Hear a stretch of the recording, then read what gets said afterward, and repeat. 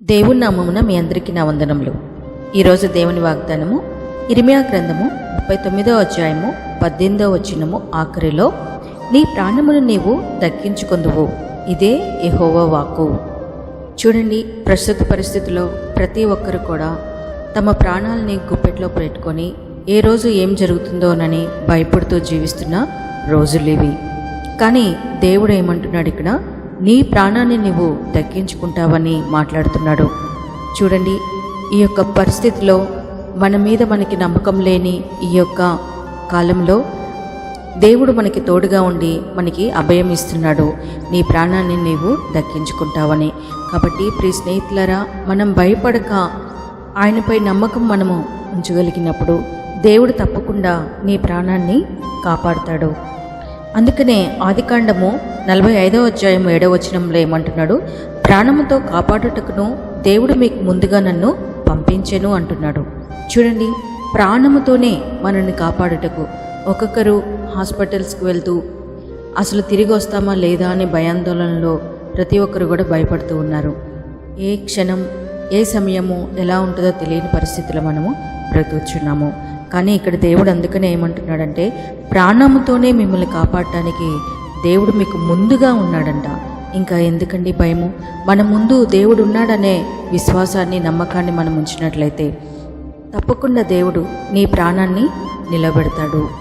ఏ తెగులు కూడా మనకి సమీపించకుండా, ఒకవేళ ఆ తెగులు మనకి సమీపించినా కానీ ఎటువంటి ప్రమాదం లేకుండా దేవుడు మనకి ముందుగా ఉన్నాడు కాబట్టి, మన ప్రాణానికంటే ముందుగా తను ఉన్నాడు కాబట్టి తప్పకుండా మనము కాపాడబడతాము. అలాగే మన ప్రాణాన్ని మనము దక్కించుకోగలుగుతాము.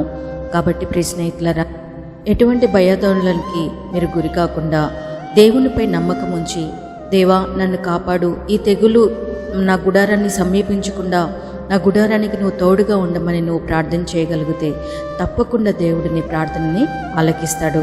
నీవు దేవుని మీద విశ్వాసం ఉంచినప్పుడు ఎటువంటి తెగులు కూడా నిన్ను దరి చేరదు. ఒకవేళ నీకు దరి చేరినా కానీ నీ ప్రాణానికి ఎటువంటి హాని కలగదని దేవుడు నీకు ఈరోజు అభయం ఇస్తున్నాడు. మరి దేవుని మాట మీద నీవు నమ్మకం ఉంచినట్లయితే నీవు రక్షింపబడతావు, నీ ప్రాణాన్ని దక్కించుకోగలుగుతావు. మరి దేవుని మాటపై మనం నమ్మకం ఉంచి మన ప్రాణాన్ని మనము దక్కించుకుందామా?